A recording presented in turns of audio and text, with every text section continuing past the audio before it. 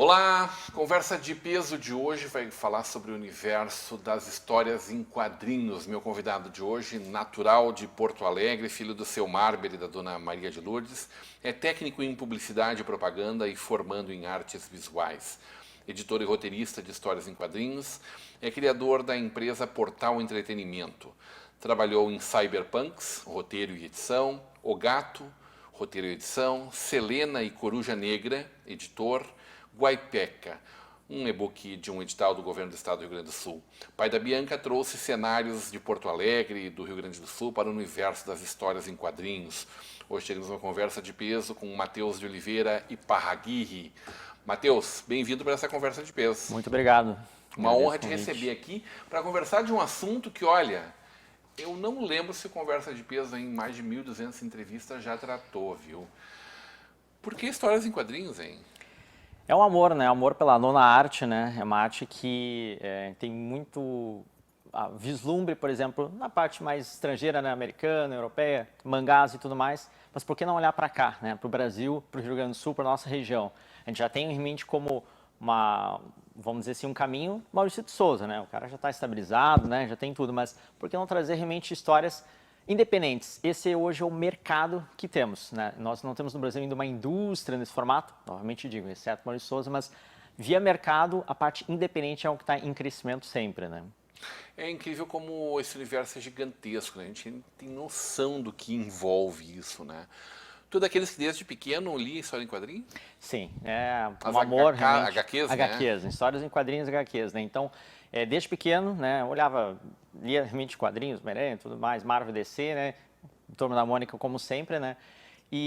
Só que eu olhava com um olhar mais crítico como editor, não apenas absorvia informação ali, eu queria entender como é que era criado esse processo, como é que era o passo a passo, né, para poder chegar até aquele produto final. Isso já ainda na adolescência, né? Então, eu fui percebendo que, por exemplo, nos anos 2000, ainda o mercado para o Brasil ainda estava muito cru. Então, as minhas histórias eu acabei criando naquele período. O Gato, por exemplo, eu escrevi em 2001, né? Tinha 14 anos quando estava criando essa história. Em 2004, depois Cyberpunks, né? Então, eu já tinha as histórias, mas habilidade para desenhar, nada, né? Como muitos de nós, né? Só sabe fazer os palitinhos, né? Então, como roteirista, né? Tem que praticar na parte do texto, né? Gostar também muito, né, de leitura, livros, né, de tudo que for, mas realmente, para a história de quadrinhos, também ler muitos quadrinhos, né, sem dúvida. Então, realmente, isso é uma parte que eu acabei visualizando. Olha, em 2000, ali, nos anos 2000, como não tinha um mercado muito consolidado, eu fui trabalhando até que depois, passou realmente 2010, houve uma mudança ali, Rodrigo, em 2010, quando o próprio Maurício Souza trouxe o selo MSP, onde são quadrinistas brasileiros repensando os seus personagens, suas histórias. Eu falei, opa, agora realmente nós temos uma construção. O que ajudou muito foi redes sociais, eventos, né, Comic Con e tudo mais, que começou a borbulhar. E daí em 2019 falei, não, agora eu vou lançar a empresa mesmo, né? Cara, eu me lembro em começo dos anos 80, 84, 85, eu aprendendo a ler ali, segundo, terceiro ano. E a professora se dizendo muito preocupada, porque não tinha a leitura do romance, a leitura dos livros, gostava muito do gibi, né? Geração que talvez tenha sido a mais influenciada assim, pelos gibis, Disney, Turma da Mônica, Marvel, DC, mas os professores preocupados com a nossa leitura, assim, porque aquilo ali não era literatura, né? Sim. Hoje é aceito como literatura. Graças a Deus, realmente a parte da nona arte, como eu digo, ele é mostrado como uma forma, porque o que acontece, se tu, para quem é professor, por exemplo, tenta buscar a forma com que o aluno faça uma leitura, daqui a pouco só o próprio texto ele não vai chamar atenção, mas quando tem o texto mais o visual, opa, aqui tu está começando a criar uma outra forma de trazer uma pessoa para a leitura. Então, quem é fã e gosta muito da literatura, não vai se importar, tem ali o texto, né? Mas tu precisa trazer novas pessoas para fazer uma leitura, melhorar, qualificar a sua leitura. E os quadrinhos estão aí para poder mostrar realmente essa possibilidade, essa outra veia, né?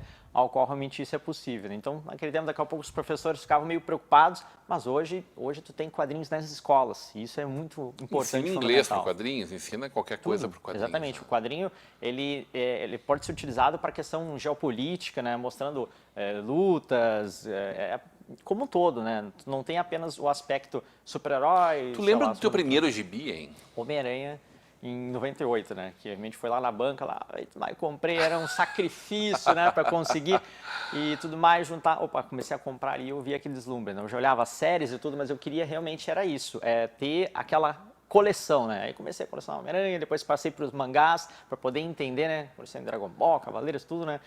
Então, realmente, eu já venho com essa parte de gostar. E depois fui modificando o contexto, né? Aprendendo realmente que hoje, principalmente, o que eu mais amo é adquirir, né, quadrinhos nacionais, né? Mostrar realmente que existe um mercado e tem colegas que fazem esses produtos e por que não parabenizar com eles? É gosto, é estilo? O que faz com que a pessoa goste mais de um gibi, um desenho de um mangá, por exemplo, ou um desenho dos heróis norte-americanos, ou um desenho da Disney, ou lá, na nossa época, me lembro, Luluzinha, Bolinha, tudo virava gibi, o Zero, mais antigo, anos 70, o Recruta Zero, era um gibi muito conhecido, né? Eu acredito que é muito essa parte vamos dizer assim, da editora, né? Porque, como você comentou, daqui a pouco o Recruta Zero ainda estava aquela questão muito de guerra e tudo mais. Tinha, né? Nos 80 veio bastante, muitas histórias diferenciadas para aquele conceito de super-herói é coisa para criança, porque tu tem histórias, Watchmen, V de Vingança, que começaram, Batman Cavaleiro das Trevas, que começaram realmente a trazer histórias mais sérias, ou seja, o quadrinho deixou de ser aquela taxação para crianças, né? Ele teve um conteúdo cada vez melhor, né? E, por exemplo, ao passar com o tempo com mangás, tudo depende N situações. A internet começou também a borbulhar, porque tu fazia uma pesquisa e tu encontrava realmente, olha, tem um mangá aqui, tem uma história aqui, vamos começar a conhecer aqueles personagens que daqui a pouco estavam na televisão, também agora tem coleção, né? Hoje é quase culto compartilhar um quadrinho, né? Eu vejo as tirinhas, né? Mafalda, por exemplo, né? Do Quinho, argentino. O alemão, né? O Peanuts, né? O Snoopy, né? Asterix. Poxa, Asterix era uma coisa que a gente se estapeava no colégio para pegar o livro e normalmente tinha um de cada episódio da série, né? Hoje é Ziraldo, né? As Cobras do Veríssimo, Família Brasil do Luciano Veríssimo. Hoje todo mundo faz isso, né? Sim. Essa parte, digamos, do jornal de trazer tirinhas, né? Ele contextualizou na mídia impressa, que é uma coisa muito importante, que às vezes a pessoa não tinha acesso, sei lá, não vou na banca, mas tem um tio, teu pai que deu o jornal, e o que a criança ia fazer? Ia ler realmente as tirinhas, né? É uma forma de entrar nesse mundo e achar divertido aquilo, preto e branco ou colorido, né? E mostrar que realmente não é só nível Brasil, é nível mundo, né? Isso já é uma coisa cultural há muito tempo. Sim. Né? E pensar realmente que a história dos quadrinhos, na verdade, nasceu no Brasil, né? Ainda no século XIX, Opa, né? como assim? Nhoquim, é a primeira história em quadrinhos do mundo. Mesmo? No Brasil. Né? Ele era realmente português, veio para cá, ao qual a gente tem que ter orgulho de pensar assim, quem é que criou a história dos quadrinhos? Vamos dizer que nasceu no Brasil, né? Isso é uma coisa que é orgulho, tem que ter essa coisa. Tanto que existe o Dia Nacional do Quadrinho, realmente em janeiro, que é para poder valorizar e aprender, ensinar e mostrar que realmente a história dos quadrinhos não é uma coisa que veio dos Estados Unidos e tudo mais. Houve uma grande, vamos dizer assim, uma formatação maior, né, e chegada e tudo mais, mas a gente tem que valorizar cada vez as coisas daqui. E também aprender a nível mundial, que é aprender quadrinhos, realmente, pois existe quadrinhos até no Oriente Médio, né, então é só estudar. Como é que é um quadrinho do Oriente Médio, hein? O que eu entendi, Rodrigo, até da seguinte Cortam maneira. cabeça também lá nesses quadrinhos? Houve As mulheres usam burca, com certeza. Imagina, né? Uma certa racha, vamos dizer, dos quadrinhos quando aconteceu o 11 de setembro. Existia muita venda do americano para o Oriente Médio, né? Quando aconteceu o 11 de setembro, o que é só? Não, peraí, vamos parar de fazer a aquisição deles e vamos produzir nossos heróis, nossos personagens. Então, ali, em 2000, eu já olhava, ali já está começando a acontecer essa coisa de valorizar. A minha história, por exemplo, ali do gato, eu queria colocar, por exemplo, com que se passasse nas bruxas, lá nas 13 colônias americanas. Eu com 14 anos, o que eu entendia disso aí, né? Por que não valorizar as coisas para cá? Então, eu trouxe uma história que se passa justamente aqui, né? Na nossa região, no Rio Grande do Sul, também inicialmente ali em Porto Alegre, né? No tempo quando ainda era Porto dos Casais, por quê? Eu tinha pouco tempo passado história, então estava aquilo ainda mais quente na cabeça do que aprendeu de outra forma, né? Então, E o quadrinho erótico, hein? pois Esse é um capítulo importante também da E história, é né? importante mostrar, né? Eu conheço artistas que hoje trabalham realmente por esse material porque existe Isso continua tendo demanda. também tem demanda, né? Tanto pela internet, Porque antigamente se fazia isso quando não tinha muita foto, muita imagem, né? exatamente, mas é um material, como eu disse, existem muitas conexões realmente de histórias em quadrinhos, então realmente esse quadrinho erótico ele existe e ainda continua, né? Porque o artista que está lá desenhando, ele está fazendo o seu trabalho, né? Então realmente, por quê? Porque percebe que existe um público que continua consumindo, faz o pagamento e tudo mais, então ele pode fazer a aquisição pela internet, né? Talvez esse público realmente no impresso, por exemplo, em bancos, isso talvez não chegue a ter muito, né? Mas se tu for procurar na internet, existe isso. E tem que valorizar porque ali é um contexto artístico. Há 3 mil anos atrás, tu tinha artes, né, Davi e tudo mais, dessa forma. Então, por que não colocar na parte de quadrinhos, né? Então, entender que, é ruim? Não, aquilo é uma forma de expressão artística, né? Cara, é impressionante que as bancas estão sumindo. Onde compra quadrinhos? Onde compra, né? Pois é, essa A transição, gente né? tinha bancas em todas as ruas, né? De jornal, de revistas em quadrinho, né? Exatamente. Eu, como nasci em Porto Alegre, então era muito comum ver Na bancas, rua, né? né? Na rua, né? Então hoje ele reduziu muito. Teve duas situações. Uma questão de bancas especializadas para quadrinhos, né? Por exemplo, até meus quadrinhos estão em bancas que são desse formato. Nos Estados Unidos eles chamam de comic shop, né? Que são específicos para quadrinhos, né? Mas também a internet, né? Vamos botar um pouco de culpa nela, né? Porque é muito mais fácil o acesso, ainda mais pelo celular. Tu fazer uma compra, entra lá nas grandes lojas virtuais, fiz minha compra e entregaram em casa. Às vezes em 2, 3 dias já está, um dia está na tua casa. Então, esse apreço, né, de ir até a banca foi se perdendo, mas a gente não pode deixar morrer, né? Cara, como é que é esse negócio do quadrinho acompanhando o cinema? De alguma forma, sempre foi lançado primeiro em quadrinhos, depois virava desenho ou filmes de ação, né, por exemplo. Ou personagens que encarnavam o desenho, né? Mas primeiro estava ali desenhado, né?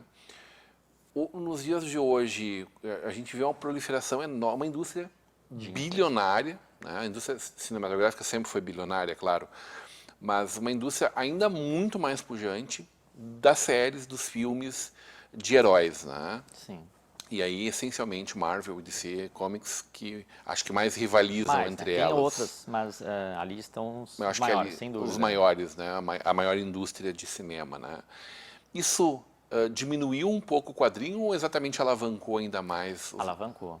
Porque gibi? ainda nos anos 90 se considerava assim, quem lê quadrinhos é um nerd e tudo mais. Hoje é cult dizer, sou um nerd, né? Tu vai, e tem muitos canais, sou um nerd, nossa, ele entende então daquilo. Então foi maravilhoso esse processo, né?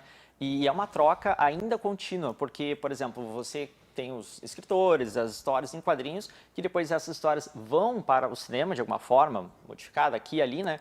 E às vezes aquilo replica de volta nos quadrinhos, a ponto de personagens que, por exemplo, vou pegar o exemplo do Loki lá na Marvel, que ele estava numa posição não tão legal assim, né? Enfim, e ele estourou realmente nos cinemas. Ele era um coadjuvante. Coadjuvante, ele era aquele vilão assim que aparecia e tudo mais, né? Mas hoje ele virou o queridinho, tem uma série própria. E depois nos quadrinhos voltou a ter em revistas próprias porque acabou acontecendo o inverso. As pessoas gostaram daí e as histórias continuam sendo feitas. Mas sempre lembrando, as histórias em quadrinhos normalmente são base para filmes, né? E quando você pega esse conceito, isso para séries também vai contextualizar cada vez mais. Dá para fazer filmes e séries sem ser pelos quadrinhos? Pode, mas eu acredito que quando você conecta os dois mundos ali, isso só tende a ganhar, sem dúvida, para a indústria, né, como um todo. E as releituras, hein? Porque também os personagens vão evoluindo, né? O Mickey Mouse evoluiu ao longo da sua história, mas tem personagens que, como tu estava destacando um vilão, eles foram trocando de cara, de personalidade, inclusive, ao longo da história, né? Eu cresci com o Batman lá dos anos 60, 70, Superman do Christopher Reeve, por exemplo, e depois teve o filho do Superman, teve a releitura do Superman, um novo Peter Parker, tá tudo muito virado. Isso é para atender exatamente a geração do momento, hein? Não fica um movimento de revolta daquele pessoal que idealizava lá o Michael Keaton como o nosso Batman, por exemplo, hein? Sempre vai existir as pessoas Se a gente olhar num curto espaço de tempo, de Michael Keaton, Sem 89, 90, e não me ficou lembro. até ali pouco tempo e depois foi mudando para outros E artistas. revolucionando o personagem, né? dúvida, né? A personagem, né?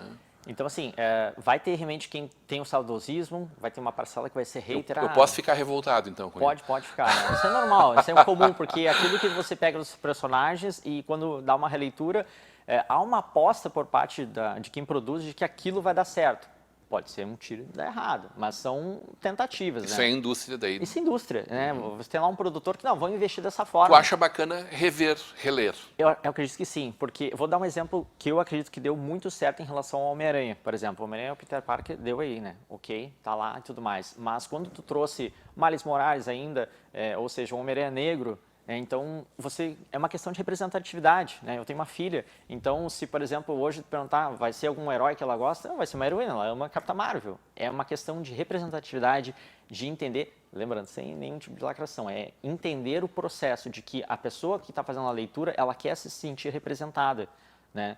Então, quando você faz uma releitura saudável, bacana, que vai atingir um público interessante, aquilo realmente é benéfico. A Miss Marvel é outro exemplo, que existe uma parcela de muçulmanas que poderiam adquirir quadrinhos e olhar, não me representa. E daí quando você tem uma personagem que é muçulmana ali, há um apreço naquele formato. Então as releituras são benéficas, só tem que averiguar se realmente vai acabar dando certo, né? Se vai atingir aquele público, porque senão, caso contrário, o próprio mercado devolve. E onde é que se perdeu o Super Gêmeos nessa história aí?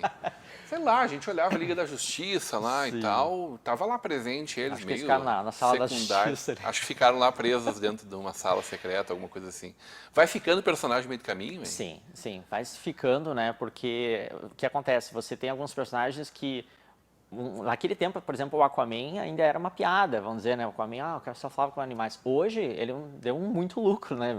Bilionário, realmente, o filme dele, porque houve uma releitura, então, existem alguns personagens que vão permanecer e outros não, né? Então, é uma questão de averiguar qual aqueles que vai chamar mais a atenção, né? Bem dessa forma, né? Então... Como é que é esse negócio de trazer Porto Alegre e Rio Grande do Sul para a cena dos quadrinhos, hein? Pois é. É uma aposta ou isso já é uma realidade? Vamos conversar sobre isso na volta do intervalo.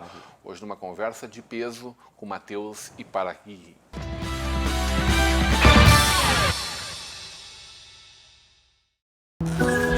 Quando você investe no Sicredi, você ajuda a movimentar a economia da sua região. E o seu investimento gera empregos e prosperidade.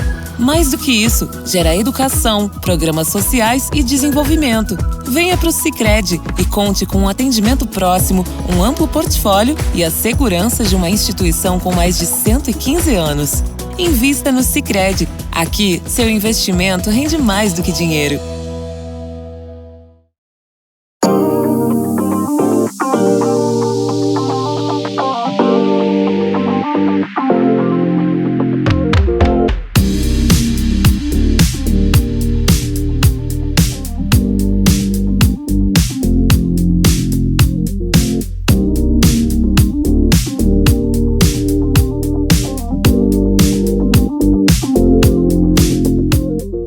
O que você faz com os seus resíduos? Chame a Univale para o descarte de resíduos materiais no seu condomínio ou empresa.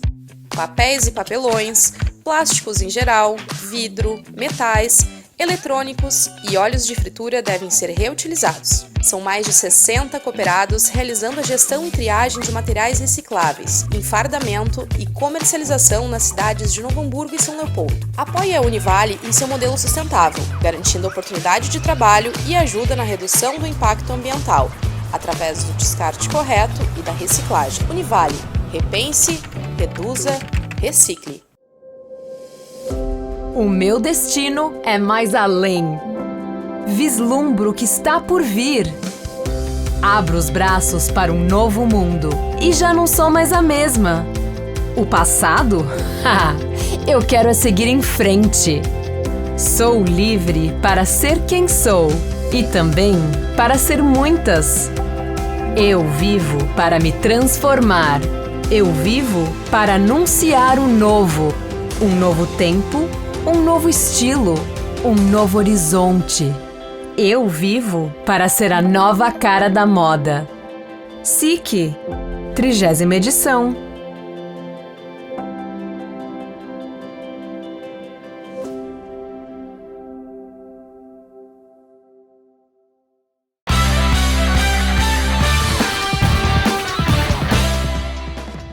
De volta para uma conversa de peso, hoje recebendo o editor, escritor de histórias em quadrinhos, Matheus Iparraguirre, no oferecimento de Mercator, feiras e eventos. A gente tem um encontro marcado na 0 Grau, em novembro, em Gramado.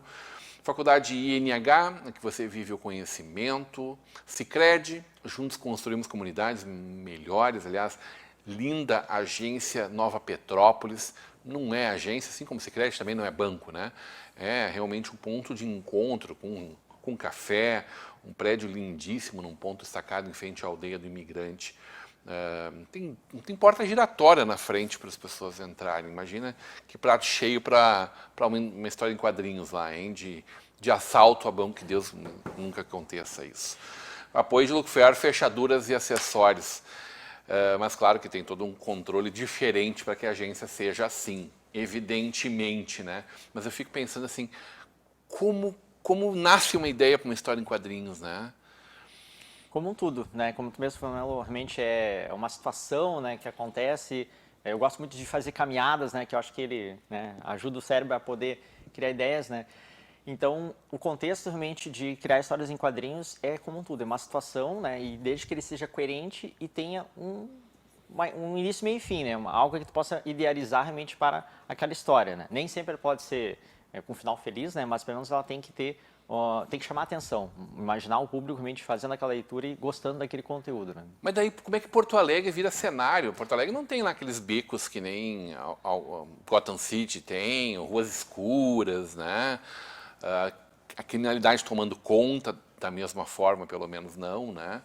Como é que vira cenário a tua cidade, a nossa região, hein? Pois é, realmente o que acontece, Rodrigo, com a minha empresa, eu tentei fazer esse contexto, né, de regionalizar, né, olhar para a nossa região e poder dizer assim, puxa vida, por que não contar histórias daqui? Né? E o resultado realmente é, quando faço as vendas, as pessoas olham as coisas e dizem, nossa, é daqui, eu conheço tal rua, conheço tal lugar. Né? Então eu vejo que fiz algo assertivo, né? Poder gostar realmente das próprias histórias utilizando cenários realmente próximos, né? Porque muitos desenhos até que faziam para fora, eles diziam, olha, eu tenho que inventar uma cidade, uma Nova York que eu não conheço. Então, né, as cidades próximas aqui em Porto Alegre, eu não preciso inventar muito, né? Porque ajuda também o Google Street View para o desenhista, né? Que tem muitos desenhos que são de fora. Né? E eu digo até para Porto Alegre, por exemplo, eles perguntam, Porto Alegre é como se fosse Santos? Não, menos. Do tipo Rio Grande, menos. Porto Alegre é um porto, mas é diferente, né? Então isso ajuda muito para quem for criar realmente histórias, né? Se inspirar nelas, né? Sem dúvida. Tu falou de uma história de época, por exemplo, né? O gato. Isso. Onde é que se passa o gato? Antes de ser Porto Alegre, no tempo dos Portos dos Casais, né? Em 1769, né? Um pouquinho, quase chegando a ser Porto Alegre, né? O contexto ele mostra como é que seria uma mãe que, para poder salvar a vida do filho, insere dentro do gato de estimação da família, porque naquele tempo a mulher vai fazer um plástico, fazer uma erva mate, opa, isso é bruxaria, já queriam colocar na fogueira, né? Respingava um pouco da Inquisição da Europa aqui no Rio Grande do Sul. Então, para evitar que o filho tenha um destino como esse, ela realiza esse processo, inserindo ele dentro do gato e trancando por um período de 250 anos. Durante esse período ele não morre, mas também não volta a ser um ser humano normal, né? Para quem é acostumado a ter pet, né, ao qual você passa o tempo, acaba enterrando o pet, não. Ele enterra os seus tutores, porque o tempo passa para ele de maneira diferente e ele não consegue ver essa questão de morte, né? Então, é uma história de bruxaria em Porto Alegre. Em Porto Alegre, né? Usando um pouco da ideia dos casais açorianos quando vieram, né? E brincando. Será que lá naquele meio tempo não poderia vir alguém que tivesse uma habilidade mais de bruxaria, né? Trazendo aquela ideia de Açores, né? De Portugal, então... Acredito que foi muito bem-vindo. O pessoal dá um feedback excelente a respeito disso. De né? quando é essa história?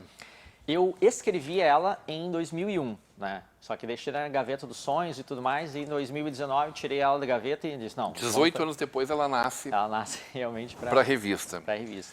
E qual é a importância de contextualizar o personagem? Isso é a ideia realmente de quem jogou RPG, quem mestrou RPG, né? De poder colocar os personagens ali para cada vez mais as pessoas se sentir conhecendo aquilo, né? Eu já fiz venda de revistas ao qual o personagem... Nossa, a personagem é Catarina, nome da minha filha. Então, quando você coloca personagens que têm nomes da proximidade, vamos dizer um Rodrigo, um Matheus, né?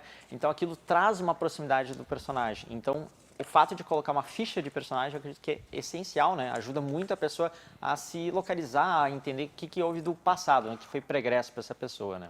Ruas do Porto dos Casais, olha aqui, ó. Que bacana. Esses são outros projetos que tu participou, Isso, né? Cyberpunks foi logo depois, em 2004, né? Eu estava na casa de um punk e tudo mais, e ali acabei assistindo alguns episódios naquele tempo de um mangá, né? Um anime, no caso. Tecnoporto 2050 era Cyberpunk. Tem algum cenário que a gente reconheça? Na primeira parte tem a própria Cais do Porto. Cais do Porto ali no primeiro Aqui, quadro. ó. Cais do Quer dizer Porto que ali, se manteve aqui se manteve ali. o desenho original Exatamente, né? do porto da cidade e, ao fundo, uma cidade muito futurista, claro, Sim, né? imaginando uma Porto Alegre nesse formato, né? Será que teremos em 2050... Assim esperamos, né? Olha, se a gente for olhar para o que era, por exemplo, Stanley Kubrick enxergou lá em 1969 e o que a gente viu lá em 2001, 2010, alguma parte boa se cumpriu, mas uma Sem boa dúvida, parte não se cumpriu, né? É verdade. São aquelas profecias que a gente imagina, né? Mas se vai acontecer, é brincar, né? Com o contexto, né? Essa história até, Rodrigo, então, realmente eu assisti um anime, o Neon Genesis Evangelion, né? Que era muita questão de luta de robôs e tudo mais, mas isso não contextualiza muito nossas histórias brasileiras. Não é comum brasileiro olhar um robozão gigante. Então, retirei isso e coloquei mais problemas sociais, situações, né, que acontecem. Os personagens têm que ver, digamos, nos esgotos de Porto Alegre, né, onde não é aquelas galerias de Nova York, mas foi usado nesse contexto, né? Por quê? Eles acabam vivendo num mundo onde todo e qualquer serviço que antes era público, hoje se torna, então, privado, né? Tu acha que ainda se joga xadrez em peças móveis, hein? Acho que é mais holograma, acho que Ah, é um holograma aqui, é? acho que dá mais para usar mais essas ideias, né? Sem dúvida. Tu como editor, aqui tá bem claro o holograma, ó. Tu como editor, quando tu enxerga, quando tu vai desenhar ele, começa a enxergar ele, tu fica pensando assim, puxa, isso aqui eu gostaria de ter o desenho de tal artista, o colorir de outro artista, tu consegue já enxergar com quem tu gostaria de trabalhar um projeto? Sim, sim. Eu realmente fui buscando artistas, né, nesse contexto para poder achar realmente a melhor forma, né, de colocar, e fiz uma busca, na verdade, acabou sendo até pelo próprio Instagram. Ele virou um RH para mim, né, de artistas, né? Então, as pessoas me perguntam, mas como é que eu vou divulgar? Divulga no Instagram, nas redes sociais, né? Ali tem que ser o teu portfólio, né? Então, fui buscando um artista que tivesse uma visão mais clássica, outros mais, vamos dizer, medieval, né? O próprio, por exemplo, no Gato é o Clóvis Matzenbacher, que é aqui de Novo Hamburgo mesmo, né? Então, ele tem um contexto mais medieval para histórias. Para quem é do Cyberpunks, o Adriano Alves, né, o Felipe Félix, que é o colorista das duas edições. Então, foi buscando essas ideias que realmente achei artistas aí a nível Brasil. Né? A Selene e o Coruja Negra é São Paulo? Esse ele se passa em São Paulo, né? Eu sou o editor Aqui, ó. dessa história, né? Ali. Avenida Paulista, né? Isso. Olha só aqui, ó. Esse daí é desenhado pelos Oscar Suyama, né? Que tem como... Ele é dono do personagem do Coruja Negra, né? Que ele tem... Passa até os personagens dele para uma editora no Canadá, né? Então, fica o nome de Black All e tudo mais, né? E a Selene é a criação realmente do Samuel e do seu irmão, o Thiago, né? Então eu fiquei apenas com a parte da editoração, bolonamento, onomatopeias e tudo isso, né? Os traços são muito qualificados desse desenho, por exemplo, né? Exatamente. É um cuidado diferente na construção dele? Sim, sem dúvida, né? O Oscar Emmett já é acostumado, já trabalhava em relação às cores com a Márcia Sandrini, que é de Sergipe, então... essa parceria entre artistas que a gente acaba se conhecendo, isso ajuda muito a acelerar, deixar ele mais coeso, né, na hora de realizar um trabalho como esse, né? E a Selena é uma personagem que tem mais de 12 mil seguidores no Instagram, então realmente o Thiago me trouxe, não, vamos colocar algumas artes, né, as fanarts, né, dentro da própria história em quadrinhos, justamente para poder mostrar que as pessoas gostam realmente dessa personagem, né? Eu adorei esse personagem gordinho aqui do Invictus, por exemplo, né? Exatamente. Isso Simpatia pura por ele aqui. Essa é uma página que eu deixei justamente para propaganda, né? Então tem o Rafael Tavares, é criador dos Invictus. Então, e aqui está o time que participou, por exemplo, desse equipe, projeto, né? É muito difícil tirar do papel e botar no papel impresso, hein?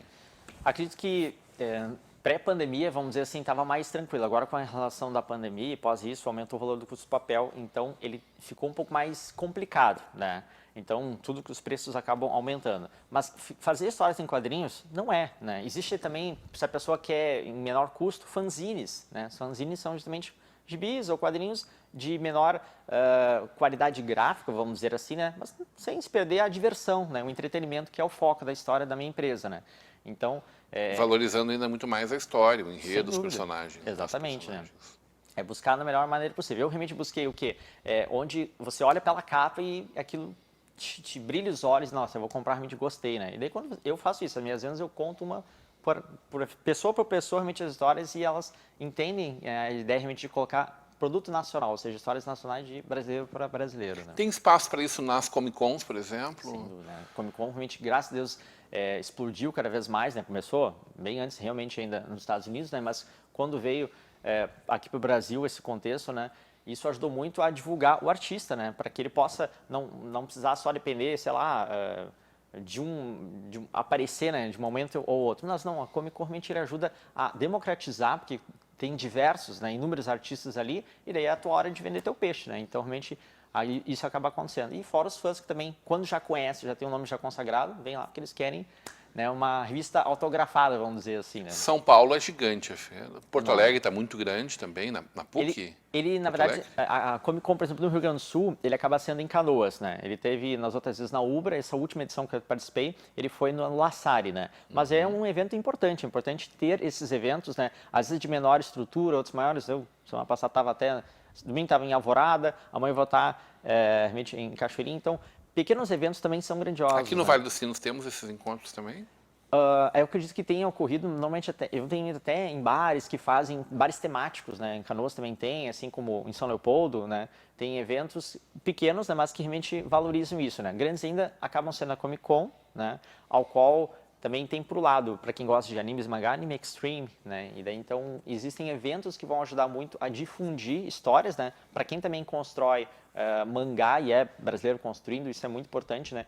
Eventos como esses, né? Para poder mostrar que tem inúmeras possibilidades de venda do teu produto, né? Desde que tenha muita qualidade, que é o que se mantém no mercado. Muito bem. Como a pessoa acompanha o teu trabalho, Matheus? Como começou? Desculpa.